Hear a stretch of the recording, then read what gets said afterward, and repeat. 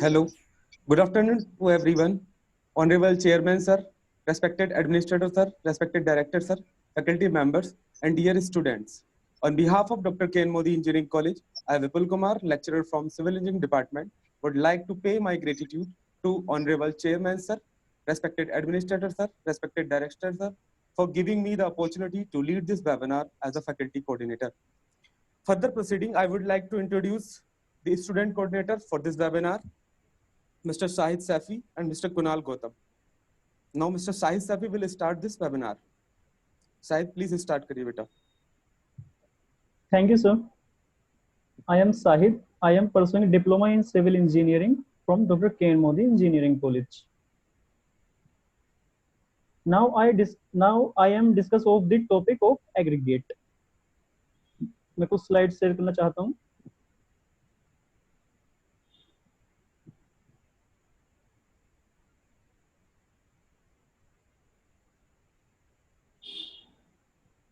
What is aggregate?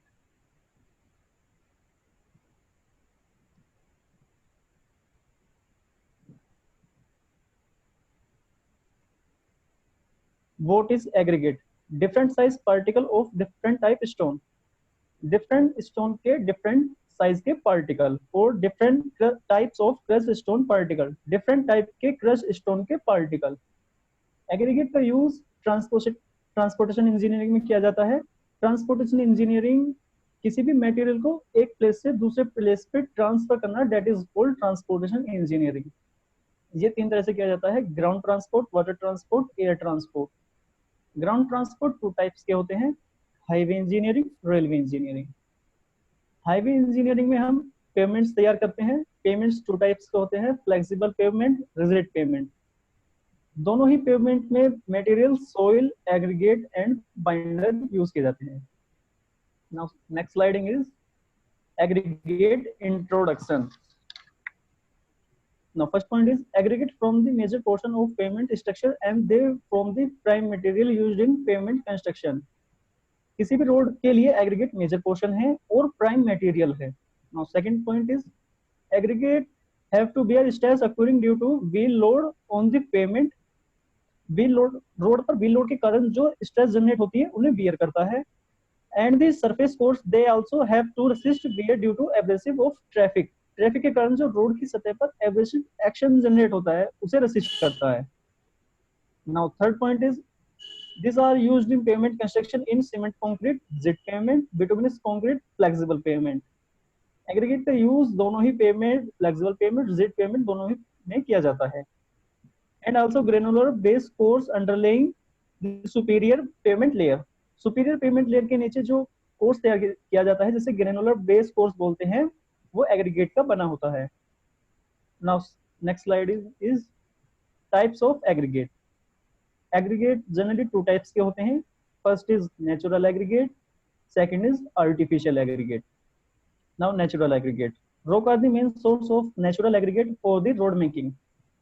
Road बनाने के लिए जो नेचुरल एग्रीगेट किया जाता है उसका मेन सोर्स रॉक्स होते हैं. The rocks making aggregate in India fall into the following geological group. India में जो रोड बनाने के एग्रीगेट यूज किया जाता है वो कई जियोलॉजिकल ग्रुप का होता है. First is igneous rocks form by the cooling of molten material.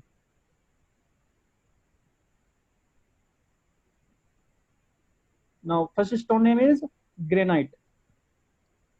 Resistance to abrasion, abrasion को रेसिस्ट करता है. लो वाटर एब्जॉर्प्शन होता है, हार्ड होता है, ड्यूरेबल होता है.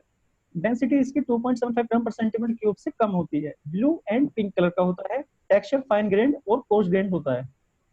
Suitability is very good for bituminous course and cement concrete pavement. दोनों ही पेमेंट के लिए ये सुटेबल है. Availability Assam, Bengal, Maharashtra, Bihar, Andhra Pradesh, Himachal Pradesh, Orissa, Gujarat, Punjab, Kerala. Now next stone is trap and basalt.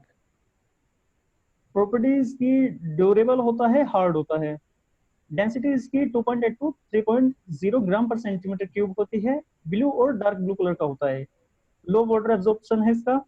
Texture fine grand होता है. रेसिस्ट टू एब्रेशन, एब्रेशन को रेसिस्ट करता है. Suitability is very good for bituminous course and cement concrete pavement. दोनों ही पेमेंट के लिए यूज किया जाता है. और मैसनरी वर्क के लिए भी यूज किया जाता है। Suitable for RCC work, RCC work के लिए भी यूज किया जाता है, like lintel, slab. Availabilities Maharashtra, Bengal and Madhya Pradesh. Second rock is sedimentary rock, form by deposition of granular material, granular material की डिपोजिशन से प्राप्त किया जाता है ये। First stone is limestone, reasonably hard and durable, hard and durable होता है, liable to polish a smooth surface under traffic. Density 2.7 gram पर सेंटीमीटर क्यूब होती है। Suitability is good for base course, unsuitable for wearing surface because of polishing characteristics. Availability is Bengal, Bihar, Andaman island, Andhra Pradesh, Himachal Pradesh, Uttar Pradesh, Madhya Pradesh, Rajasthan. Now next stone is quartzite, reasonably hard and durable, hard होता है, durable होता है, fine to medium grain size, medium grain size का होता है, light brown और pink colour का होता है, रेसिस्ट टू एब्रेशन, एब्रेशन को रेसिस्ट करता है। डेंसिटी इसकी 2.5 टू 2.8 ग्राम पर सेंटीमीटर क्यूब होती है, लो वाटर एब्जॉर्प्शन है। Suitability good for base course, bituminous course and concrete pavement, दोनों ही पेमेंट के लिए सुटेबल है, आरसीसी वर्क के लिए भी सुटेबल है और मेंसनरी वर्क के लिए भी सुटेबल है। Availability is Bengal, Andhra Pradesh, Himachal Pradesh, Chennai, Uttar Pradesh, Mysore, Punjab, Gujarat and Rajasthan. Now next stone is sandstone, durable and moderately hard, durable होता है, मेडिनेटरी हार्ड होता है, यानी ज्यादा हार्ड नहीं होता है, मीडियम हार्ड होता है, fine to medium grain, fine to medium grain. Density 2.3 to 2.7 gram पर सेंटीमीटर क्यूब होती है, ग्रे कलर का होता है। Suitability is good for road base course, road base course के लिए इसे सुटेबल है ये। अवेलेबिलिटी इज बिहार, बंगाल, आंध्र प्रदेश, मध्य प्रदेश, हिमाचल प्रदेश, पंजाब, गुजरात, राजस्थान। अब नेक्स्ट स्टोन इज कंकर, व्हाइट और ब्राउन कलर का होता है। डेंसिटी रेंज है इसकी 2.2 2.6 ग्राम पर सेंटीमीटर क्यूब। सॉफ्ट और मीडियम हार्ड होता है, low resistance to abrasion, abrasion को लो रेसिस्ट करता है। Suitability is good for base course and sub base can be use as surface course in an unimportant road, unimportant road के लिए इसे use कर सकते हैं। Availability is Bihar, Bengal, Uttar Pradesh, Madhya Pradesh, Himachal Pradesh. Now next aggregate is artificial aggregate. Brick blast is the most commonly used artificial aggregate in India. India में जो artificial aggregate use किया जाता है वो ब्रिक ब्लास्ट यूज किया जाता है। Broken brick ballast is soft and water absorbent. Brick ballast aggregate soft होता है और वाटर एब्जॉर्बेंट ज्यादा होता है, hence overburnt brick are generally used. Brick ballast aggregate में ओवरबर्न्ट ब्रिक यूज करनी चाहिए। Now next sliding is desirable properties of aggregate. First is strength, second hardness, third toughness, fourth durability, fifth shape of aggregate. Now first is strength. The aggregate to be used in road construction should be sufficient strong to withstand the stress due to traffic wheel load. किसी भी road के लिए aggregate major,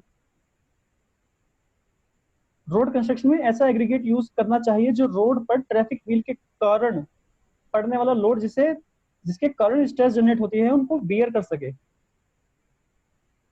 second point is the aggregate which are to be used in top layer of the pavement particularly in bearing force to be capable to withstand high stress in addition to bear and tear. Pavement की top layer पर ऐसा aggregate use किया जाता है जो high stress को सहन करने की क्षमता रखता हो। Third point is, in other words, we can say that they should possess sufficient strong resistance to crushing. हम कह सकते हैं कि एग्रीगेट क्रशिंग के अगेंस्ट सफिशिएंट स्ट्रेंथ होनी चाहिए।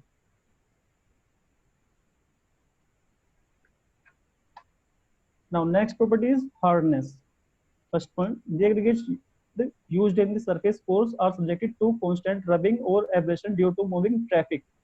They should be hard enough to resist the wear due to abrasive action of traffic. Road की surface पर बढ़ते ट्रैफिक के कारण जो रगड़ या घर्षण लगता है उसे रोकने के लिए एग्रीगेट हार्ड होना चाहिए। Second point is abrasive action may be increased due to the pressure of abrasive material like sand between the tire of moving vehicle and the aggregate exposed at the top surface. Road की सतह पर जब traffic चलता है road पर जब traffic चलता है तो ट्रैफिक व्हील और रोड सरफेस के बीच एब्रेसिव मटेरियल लाइक सैंड आ जाता है, जिससे एब्रेसिव एक्शन इंक्रीज हो सकता है।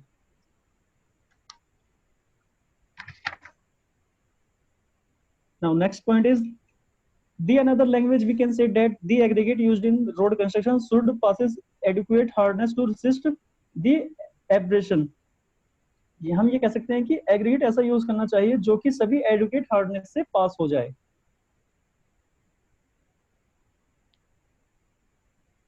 Now next property is toughness। Now first point, aggregate in the pavement are also subjected to impact due to moving build load। Payment में aggregate पर bill load के कारण इम्पैक्ट प्रेशर भी आता है। Now second and third point connected हैं एक दूसरे से। जब मानसून के बाद वाटर बाउंड मैकेडम पर heavy loaded steel tired move करते हैं तो वे स्टील टायर्ड स्टोन के डिफरेंट लेवल के होने के कारण एग्रीगेट पर इम्पैक्ट प्रभाव डालते हैं, सडनली प्रभाव डालेंगे उस पर। Now fourth point is the magnitude of impact would increase with the roughness of the road surface, the speed of vehicle and other vehicular characteristics। impact load magnitude road surface की roughness और अन्य वाहन गतिविधियों के कारण बढ़ सकता है। Now fifth point is the resistance to impact or toughness is hence another desirable properties of aggregate। resistance to impact और toughness एक another desirable properties है aggregate की। Now next property is durability।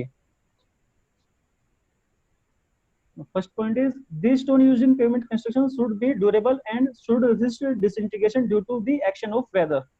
Pavement में ऐसा aggregate use करना चाहिए जो अधिक ड्यूरेबल हो और वेदर के कारण जो डिसइंटीग्रेशन होता है उसे रेसिस्ट कर सके। Now second point is the property of the stones to withstand the adverse action of weather may be called soundness।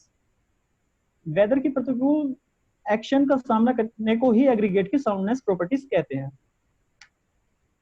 Now third point is in other words we can say that the stone withstand all the physical and chemical reaction due to weather change like action of rain and granular water and the impurities therein। हम ये बोल सकते हैं कि aggregate पर weather के कारण जो फिजिकल और केमिकल रिएक्शन होती है उनका कोई प्रभाव नहीं पड़ना चाहिए। एग्रीगेट में ग्राउंड वाटर, रेन और दी इंप्योरिटीज के कारण चेंजेस नहीं होने चाहिए। Now fourth point is the stone should be durable with all weather changes।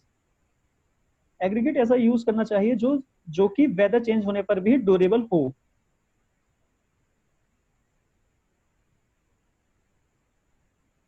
Now next property is shape of aggregate।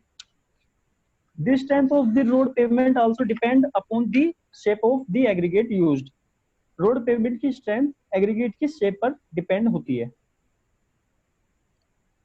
Now second point is aggregate are generally available in rounded, cubic, angular and flaky and elongated shape। Third point is flaky and elongated particle have less strength and durable than the angular, cubical or rounded particle of the same stone। Flaky and elongated particle की angular, cubical और rounded particle की अपेक्षा इनकी strength और durability कम होती है। Fourth point is rounded aggregate are preferred in concrete pavement due to better workability, interlocking capacity is less. Rounded aggregate का उपयोग कंक्रीट पेवमेंट में किया जाता है क्योंकि यह ज्यादा वर्केबल होता है। These are not in use WBM construction and bituminous road construction। Fifth point is more flaky and elongated stone particles should not be used in construction। ज्यादा flaky and elongated stone particle का उपयोग construction में नहीं किया जाता। Now I would like to invite Kunal to continue this topic। Thank you। Good afternoon, all of you. Thank you, Sai. I am Kunal Gautam. I am pursuing diploma in civil engineering from Dr. K.N. Modi Engineering College। Shahid ने बहुत अच्छा explain किया। इसने हमें aggregate के बारे में बताया, इसकी प्रॉपर्टीज बताई और इसके यूजेस बताए। तो आइए अब इसको ही हम कंटिन्यू करेंगे। तो इसके लिए मैं कुछ स्क्रीन शेयर करना चाहूंगा।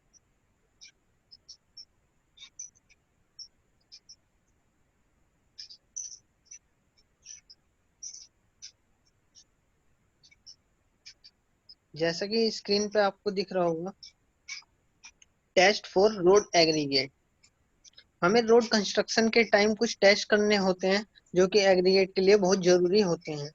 तो वो टेस्ट हम आज यहाँ पर डिस्कस करेंगे। To In order to decide the suitability of the road stone for use in construction, the following test are जो कुछ following test हैं ये हमें करने होते हैं, जैसे कि crushing test, abrasion test, impact test, soundness test, shape test, specific gravity and water absorption test, bitumen adhesion test. आज हम इन तीनों के बारे में डिस्कस करेंगे, crushing test, abrasion test, impact test. Now next slide is aggregate crushing test.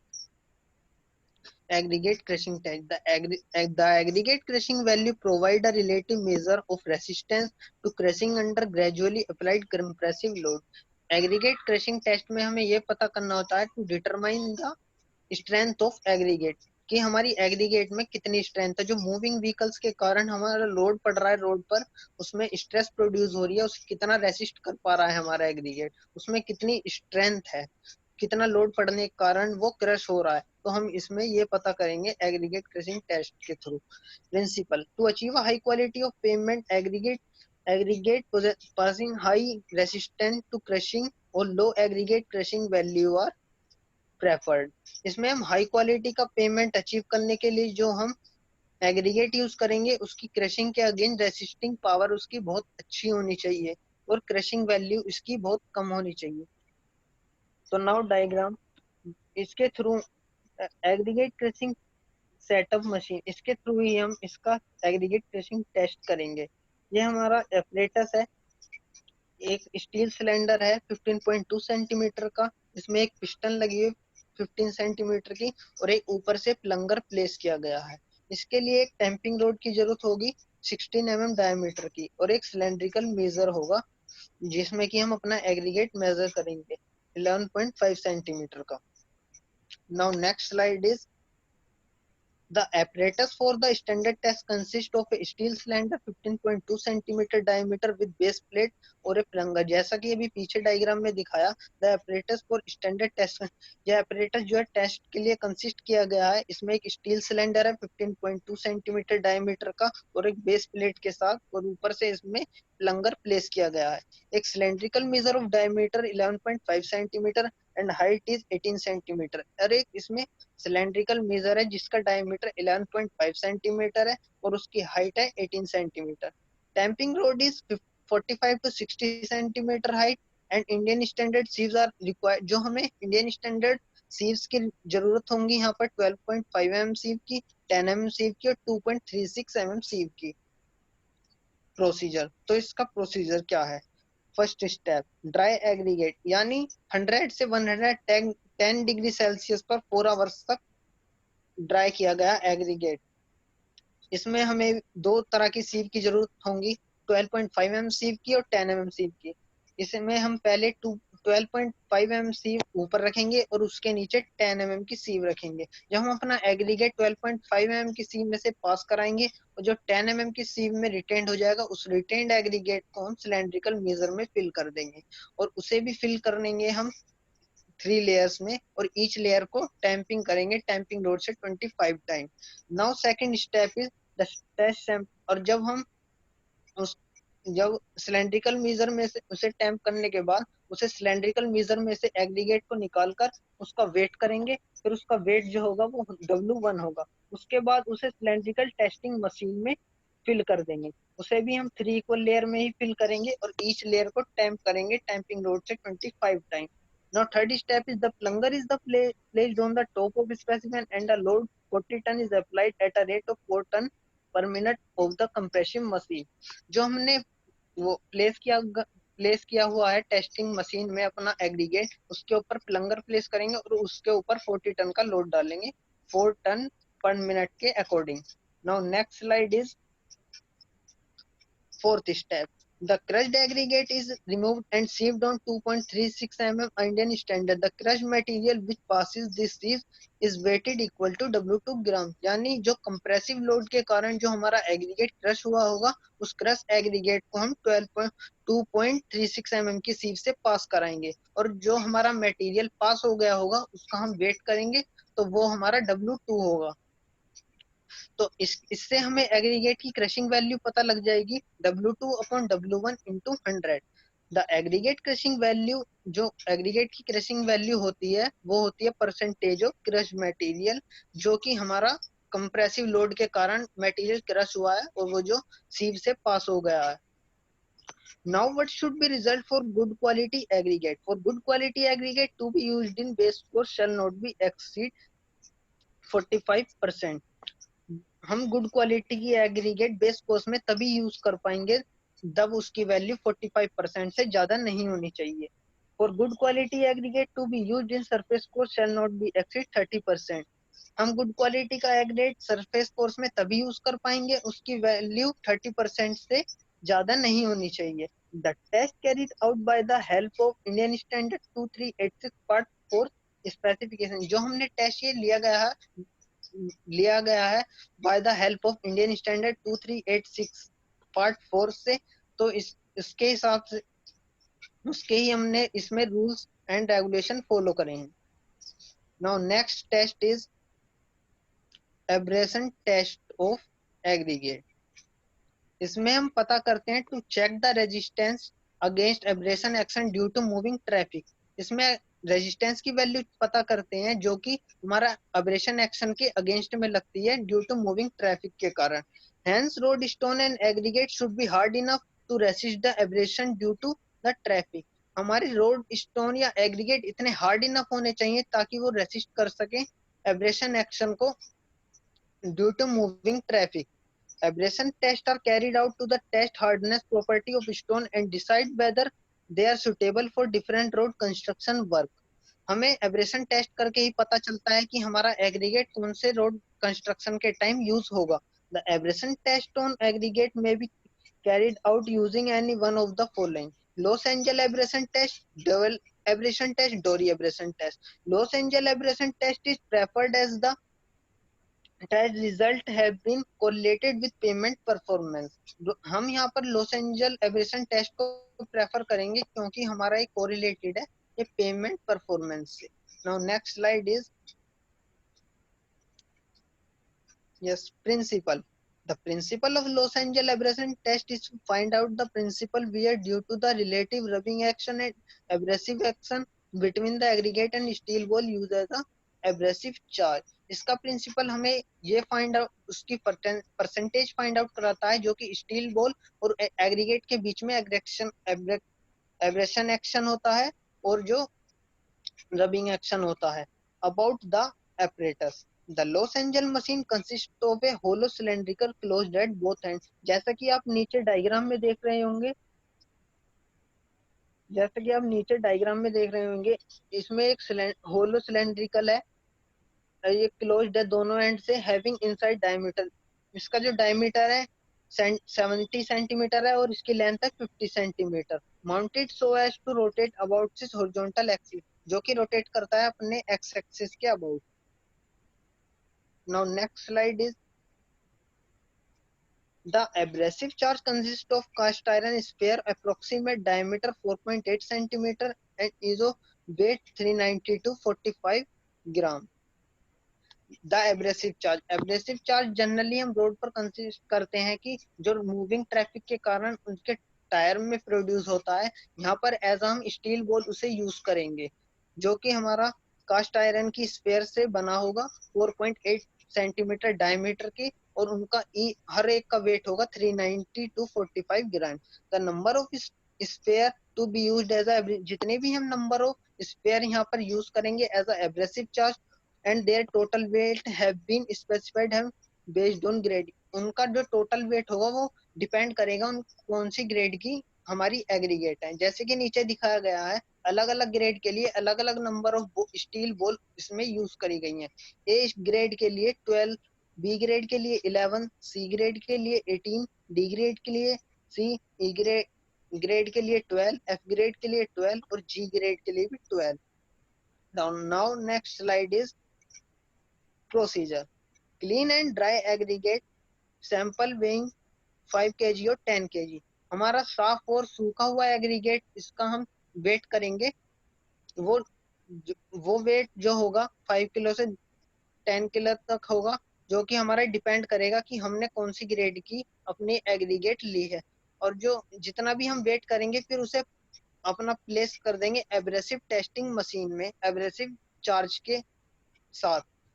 Abrasive testing machine में जब हम उसे प्लेस कर देंगे, उसके बाद जब मशीन अपने the machine is rotated at a speed, जब मशीन अपने चक्कर the machine is rotated at a speed of 30 to 33 rpm for specific number of revolution. जब मशीन स्टार्ट हो जाएगी वो रोटेट करेगी अपने स्पीड पर 30 to 33 रोटेट पर मिनट पर. स्पेसिफिक नंबर जितने भी उसके रेवोल्यूशन होंगे वो डिपेंड करेंगे कौन सी ग्रेड की हमने एग्रीगेट ली है. रिवोल्यूशन उसमें हो सकते हैं 500 से 1000 तक के. The machine is then stop, the entire material is discharge from the machine. जब मशीन को रोक देंगे और उसमें से सारा मटेरियल बाहर निकाल लेंगे. और जो the material is then sieved through 1.7 mm sieve. The weight of material retained on 1.7 mm sieve is W2 ग्राम. जो मटेरियल हमने बाहर निकाला है, जो क्रश मटेरियल हुआ होगा उस मशीन में, उसे हम 1.7 mm की सीव में से पास कराएंगे. जो हमारा मटेरियल पास हो जाएगा उसे निकाल देंगे और जो रिटेन्ड हुआ होगा उसका हम वेट करेंगे, वो हमारा W2 होगा. इससे हम एग्रीगेट की एब्रेशन वैल्यू पता कर सकेंगे. W1 minus W2 upon W1 into 100. The test is repeated at least thrice to get mean aberration value. इस टेस्ट को हमें कम से कम 3 बार करना होगा, तभी हमें इसकी एब्रेशन वैल्यू पता लग पाएगी. Now next slide is, now what should be result of aberration value for good quality? The Los Angeles aberration value for good quality aggregate acceptable for cement concrete, bituminous concrete and other high quality pavement material should be less than 30%. तो loss Angeles abrasion की value है वो तभी हमारी cement concrete में, bituminous concrete में, high quality की payment में तभी यूज हो पाएगी तब वो 30% है, उसकी 30% से उसकी वैल्यू कम होगी. अगर उसकी वैल्यू 50% से ज्यादा होगी तो वो बेस कोर्स के लिए बहुत अच्छी होगी यूज करने के लिए. The tests are carried out by the help of Indian Standard 2386 Part 4. ये जो टेस्ट है हमने लिया गया है इंडियन स्टैंडर्ड 2386 पार्ट 4 से, और इसमें सारे रूल फॉलो किए गए हैं उसके according. Now next test is impact test of aggregate. Impact test is designed to evaluate the toughness of stone and aggregate or the resistance of the aggregate of fracture under repeated impact is called impact test. Impact test हमें ये बताता है कि impact test इसलिए design किया जाता है ताकि हमें पता चल सके हमारा स्टोन या एग्रीगेट कितना टफ है, कितना टफ है. Principle, the principle of impact test to find out the percentage of resist of impact of aggregate. इसका प्रिंसिपल ये उसकी परसेंटेज फाइंड आउट कराता है जो कि इम्पैक्ट लोड हमारा एग्रीगेट पर पड़ता है वो कितना रेसिस्ट कर पा रहा है. अबाउट द एपरेटस, अभी आगे दिखाएंगे इसका एपरेटस, इसके बारे में जानेंगे. The aggregate impact testing machine, जो एग्रीगेट इम्पैक्ट टेस्टिंग मशीन है वो टेस्ट के लिए कंसिस्ट की गई है. इसमें एक मेटल का बेस है और एक सिलेंड्रिकल कप है स्टील का. Diameter of this cup is 10.2 centimetre और उस कप का डायमीटर है 10.2 centimetre and depth 5 centimetre in which aggregate specimen is placed, जिसमें कि हमारा एग्रीगेट प्लेस किया जाएगा उस कप में. A metal hammer of weight is 13.5 to 14 kg having a free flow from height of 38 centimeter. It arranged to drop through a vertical guide. एक उसमें metal hammer है 13.5 से 14 किलोग्राम तक का, वो जो कि छोड़ा जाएगा अपने 38 सेंटीमीटर की हाइट से, वर्टिकल गाइड्स के थ्रू वो छोड़ा जाएगा. तो ये हमारा एग्रीगेट इम्पैक्ट टेस्टिंग मशीन का apparatus है.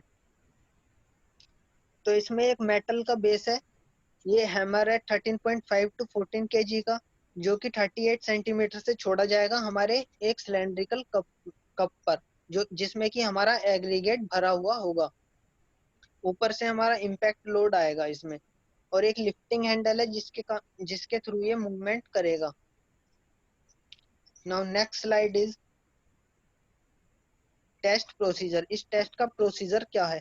Aggregate specimen passing 12.5 mm sieve Indian standard sieve and retain on 10 mm। इसमें भी हमें दो इंडियन स्टैंडर्ड सीव्स की जरूरत पड़ेगी, 12.5 mm सीव की और 10 mm सीव की। इसमें हम 12.5 mm की सीव ऊपर रखेंगे और उसके नीचे 10 mm की सीव रखेंगे। इसमें हम जब अपना एग्रीगेट पास कराएंगे 12.5 mm की सीव में से, और जो 10 mm की सीव पर रिटेंड हुआ होगा उसे हम सिलेंड्रिकल मेजर में फिल कर देंगे, और उससे फिल करेंगे हम तीन लेयर में, और ईच लेयर को टैंप करेंगे 25 time. The sample is transferred from the measure that is weight W1। जब हम सिलेंड्रिकल मेजर में से उसे हम टैंप 25 टाइम टैंप कर देंगे, उसके बाद उसमें से निकालकर उसका वेट करेंगे, तो हमारा वो वेट होगा W1। फिर उसे एग्रीगेट इम्पैक्ट टेस्टिंग मशीन में फिल किया जाएगा, उस कप में फिल किया जाएगा ऑन कंपैक्टेड बाय 25 टाइम। फिर उसे कंपैक्ट करेंगे, उस कप में फिल कर उसे कंपैक्ट करेंगे 25 time. The hammer is raised to a height of 38 centimeter above the upper surface of the aggregate in the cup and allowed to fall freely on the specimen। जो hammer आपको दिखाया गया था 13 से 14 kilogram तक का, वो 38 सेंटीमीटर से अपनी हाइट से छोड़ा जाएगा उस कप पर जहां पर हमारा एग्रीगेट भरा हुआ होगा। After subjecting the test specimen to 15 blows, वो 15 टाइम्स जो है छोड़ा जाएगा उस कप के ऊपर जहां हमारा एग्रीगेट भरा हुआ होगा। The crushed aggregate is sieved on 2.36 Indian standard sieve. जो इम्पैक्ट लोड लगने के कारण जो हमारा एग्रीगेट क्रश हुआ होगा, उस क्रश्ड एग्रीगेट को हम 2.36 mm की सीव से पास कराएंगे, और जो हमारा एग्रीगेट उस 2.36 mm की सीव से पास हो जाएगा उसका हम वेट करेंगे, तो उसका वेट जो होगा हमारा हो जाएगा W2। This test is repeated at least thrice to get the mean value of impact test। इसे हमें कम से कम 3 बार तो करना होगा, तभी हमें पता चल सकेगी इसकी मीन वैल्यू। इम्पैक्ट इसकी इम्पैक्ट वैल्यू ऑफ एग्रीगेट की तभी ऐसे पता कर सकेंगे W1 upon W2 upon W1 into 100। Now what should be result of impact value for good quality aggregate? The aggregate impact value should not normally exceed the aggregate की impact value है वो 30% से ज्यादा एक्सीड नहीं करनी चाहिए, क्योंकि फिर वह वेयरिंग कोर्स ऑफ पेमेंट में यूज नहीं होगी। The maximum permissible value is 35% for bituminous macadam. इसकी जो मैक्सिमम परमिसिबल वैल्यू है वो 35% से भी ज्यादा एक्सीड नहीं करनी चाहिए, फिर ये बिटुमिनस मैकेडम में भी यूज नहीं होगा। And 40% for water bond macadam base course. अगर इसकी वैल्यू 40% से ज्यादा होगी तो ये वाटर बॉन्ड मैकेडम में भी यूज नहीं होगा। This test are carried out by the help of Indian standard 2386 part 4 से स्पेसिफिकेशन। ये जो टेस्ट लिया गया with the help of Indian standard 2386 part 4 से, उसके अकॉर्डिंग ही हमने इसमें रूल्स एंड रेगुलेशंस फॉलो किए हैं। Now next topic is curve.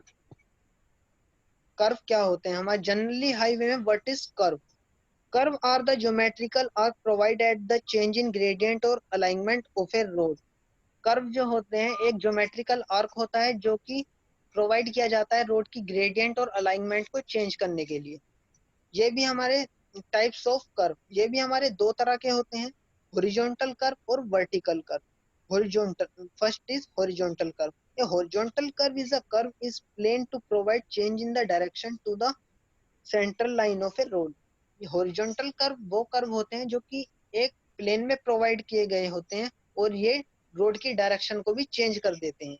ये भी हमारे कई तरह के होते हैं, जैसा कि first is simple curve and circular curve, compound curve, reverse curve, transition curve. Now next slide is, इसमें हमारा फर्स्ट कर्व है simple curve. It is a circular curve which consist of single arc of uniform radius.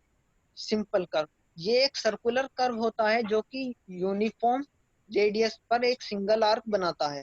ये हमारा simple curve होता है, compound curve. अब आता है हमारा कंपाउंड कर्व। ये भी एक सर्कुलर कर्व बनाता है, परंतु डिफरेंट रेडियस के साथ, डिफरेंट रेडियस वाले सिंपल कर्व के साथ एक आर्क बनाता है। तो ये हमारा कंपाउंड कर्व कहलाता है। Reverse curve, this is a circular curve consist of two simple curve of same और different radius which have in opposite direction. Reverse curve जो होते हैं, इसमें दो कर्व कंसिस्ट किए गए होते हैं जो कि सेम या डिफरेंट रेडियस के हो सकते हैं, और ये हमारे अपोजिट डायरेक्शन में होते हैं। ट्रांजिशन कर्व, ट्रांजिशन कर्व वो कर्व होते हैं जो कि कॉम्बिनेशन होता है स्ट्रेट रोड का और सर्कुलर कर्व का। इसमें आता है हमारा vertical curve. Vertical curve are the curve provided at the intersection of different grade in the vertical alignment of highway.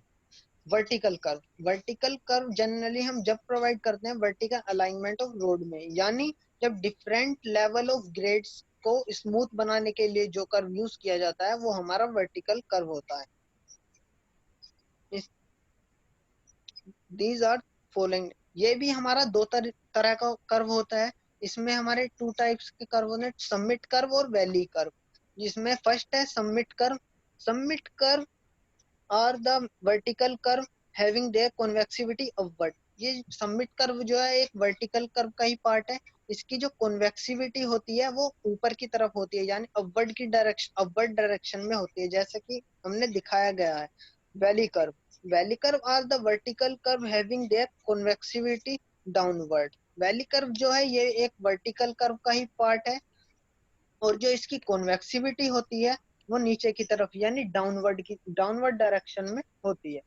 Thank you, stay safe, stay हम। I would like to invite Vipul sir for the conclusion of this webinar, and any query then ask me in the last of the webinar. Thank you, Kunal. Thank you, Shahid, for this Thank you, sir. performance. Thank you, sir. Now, as the previous discussion about the desirable property of the aggregate by the Shahid and previous slides, aggregate property are the base of any pavement or any pavement layer. The aggregate which are to be used in the pavement layers, it should be sufficient. It should be sufficient resistance against the crushing, against the abrasion, and against the sudden applied load, means impact load. Now comes on crushing. Crushing value of aggregate should not be exceeded 30%. Means that कि अगर crushing value, अगर हम कोई crushing किसी aggregate का crushing test करते हैं, अगर उसकी वैल्यू 30% से इंक्रीज कर जाती है crushing value, then it is not suitable for any type of the pavement layer. Means that कि वो बेस लेयर के लिए भी कह सकते हैं, बेस लेयर के लिए भी सुटेबल नहीं होगा, टॉप लेयर के लिए भी सुटेबल नहीं होगा, एंड द और ना ही आईएस कोड की स्पेसिफिकेशन को फुलफिल करेगा। क्रशिंग वैल्यू टेस्ट के लिए हमें आईएस कोड के अकॉर्डिंग हमें 3 तरीके की सीप्स चाहिए होती हैं। First is 12.5 mm सीप्स, second is 10 mm सीप, and third is 2.36 mm सीप्स। Now comes on abrasion test. According to the IS 2386 part 4, test to be carried out to the fineness to find the hardness or resistance to abrasion. Means that हम तो या तो हम ये कह सकते हैं कि हमें हार्डनेस फाइंड आउट करनी होती है किसी भी एग्रीगेट की, जो भी हमने एग्रीगेट सैंपल लिया है, या फिर रेसिस्टेंस टू एब्रेशन ये फाइंड आउट करना होता है। ये 3 तरीके से होता है, जैसा कि कुणाल ने बताया प्रीवियस स्लाइड्स में। इसके लिए 3 मेथड्स यूज होते हैं, डेवल एब्रेशन टेस्ट पहला, दूसरा लॉस एंजल्स एब्रेशन टेस्ट, और तीसरा Dorry abrasion test. Dorry abrasion test it is a British method, so generally not is in use in India, but Devel abrasion test or Los Angeles abrasion test are used in here. So firstly we will discuss about the Devel abrasion test. Devel abrasion test क्या होता है? Devel abrasion test का मैं थोड़ा सा आपको बताना चाहूंगा इस apparatus के बारे में। It consists of one or more closed cylinder at the close end, and diameter of these cylinder is 20 centimeter, and the depth of this cylinder is 34 centimeter. And these cylinder shall be mounted on the shaft an angle of 30 degree.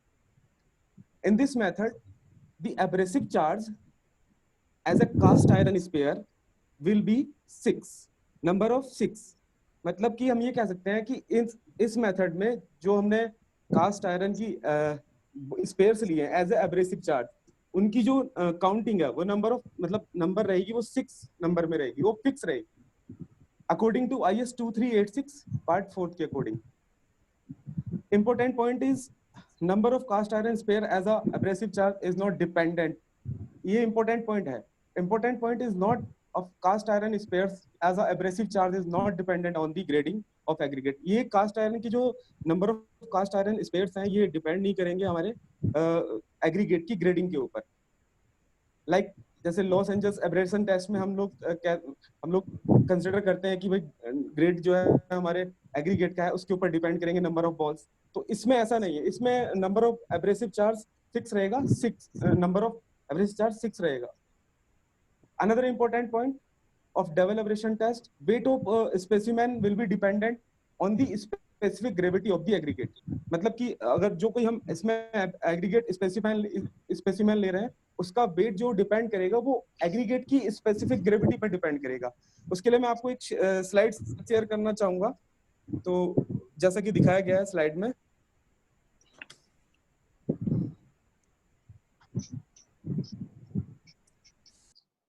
Over 2.8, तो उसके लिए लेंगे हम 5500 gram weight of sample.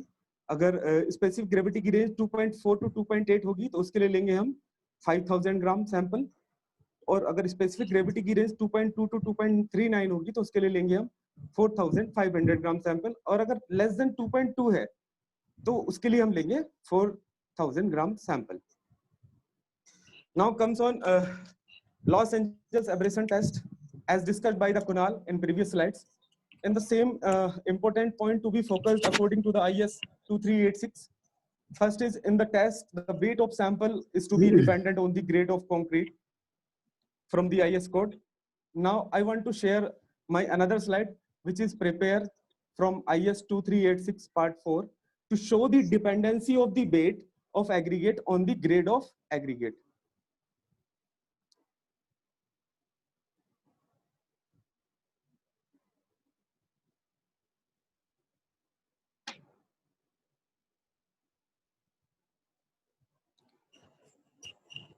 जैसा कि इसमें दिखाया जा रहा है कि अगर ए ग्रेड का सैंपल है तो जैसा कि कुणाल ने बताया था प्रीवियस स्लाइड में कि मिनिमम 5000 टू 10,000 लेते हैं, तो उसके लिए दिखाया गया है इसमें 5000 दे रखा है। ये ए ग्रेड में जितने भी सैंपल आ रहे हैं अगर 40 mm की सीप से पास होकर 25 mm में रिटेन हो रही है तो वो भी ए ग्रेड में आएगा। अगर 25 की mm सीप से पास होकर 20 mm पे रिटेन हो रही है तो वो भी ए ग्रेड में आएगा, और 20 mm से पास होकर 12.5 mm की सीप्स में रिटेन हो रही है तो वो भी ए ग्रेड में आएगा। Then all four are consider that is equals to 5000 kg। Like B as ही similarly C and another slide अगर हम शेयर करेंगे तो उसमें भी इस तरीके का दिया हुआ C D and E. These are the specification of IS 2386. The value of aberration is exceeded. If the value of aberration is exceeded 30%, then this aggregate should be used in the pavement surface.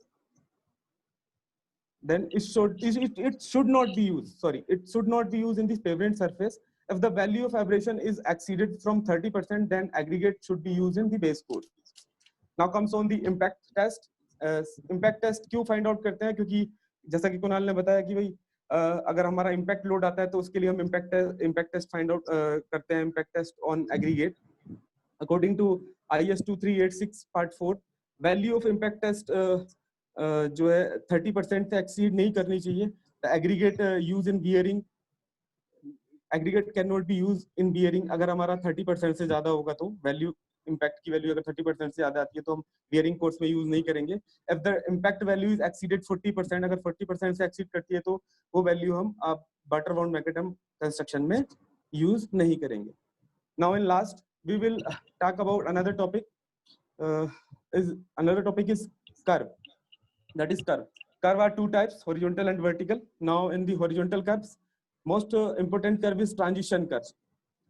Transition curve के बारे में मैं थोड़ा सा बताना चाहूंगा because it is rarely use, it is mostly use in the India highway.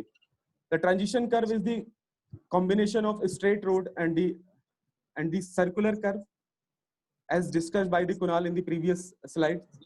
In the and the radius of transition curve, हम ये कह सकते हैं कि जो ट्रांजिशन कर्व की रेडियस होती है वो रेडियस इन्फिनिटी, आर इन्फिनिटी से लेके आर मिनिमम तक जाती है सर्कुलर कर्व के टेंजेंट पॉइंट तक। आर इन्फिनिटी से लेके आर मिनिमम तक जाती है सर्कुलर कर्व के टेंजेंट पॉइंट तक। तो इसलिए ये थोड़ा सा कॉम्बिनेशन है, ये सर्कुलर कर्व का कॉम्बिनेशन है और स्ट्रेट रोड का कॉम्बिनेशन है, इसको थोड़ा सा टिपिकली डिजाइन किया जाता है, तो इसलिए ये थोड़ा सा इंपॉर्टेंट है। And most commonly used in the pavement for smooth movement, ये जनरली अधिकतर पेमेंट में यही ट्रांजिशन कर्व भी यूज होता है। Now thank you. Now I would like to invite to respected director sir, to our respected director sir, for vote of thanks. Thank you sir. भाई बच्चों ने बहुत बढ़िया परफॉर्म किया। मैं सबसे पहले थैंक्स कहना चाहूँगा respected chairman sir and administrator साहब को कि उन्होंने इतना अच्छा प्लेटफॉर्म बच्चों के पॉइंट ऑफ व्यू से, फैकल्टी के पॉइंट ऑफ व्यू से हमें प्रोवाइड किया। Thanks to respected chairman sir and our administrator sir, and also thanks to professor Khandal sir. Actually उन्होंने कल ये जो इंडियन स्टैंडर्ड स्पेसिफिकेशंस हैं उनके बारे में कल मुझे बताया कि डॉक्टर साहब इसे भी कराइए, तो विपुल जी के लिए भी थैंक यू कहूँगा कि साहब विपुल जी ने बड़ा अच्छा इसको एक्सप्लेन किया। Thanks to professor Khandal sir, also thanks to Mr. Vipul and also the students, and special thanks to Manish sir to provide IT sector से जुड़ी हुई हमारी चीज़ें हैं वो सब चीज़ों को मेंटेन और बड़ा अच्छा करते हैं साहब। मनीष जी के तुरंत यूट्यूब पर लिंक बना के भेजते हैं, इसके लिए बहुत बहुत धन्यवाद साहब। और मैं जो भी फैकल्टी हैं, जो भी स्टूडेंट्स अटेंड किए हैं, सबका धन्यवाद कहूँगा। बहुत बहुत धन्यवाद सभी का। और सभी से रिक्वेस्ट करूँगा कि जो लोग कर चुके हैं वो दोबारा और ज़्यादा परफॉर्म करने का प्रयास करें, और जो रह रहे हैं जिनके वो और अच्छा करने का प्रयास करें। Thank you students and faculty members, thanks to all, thank you so much.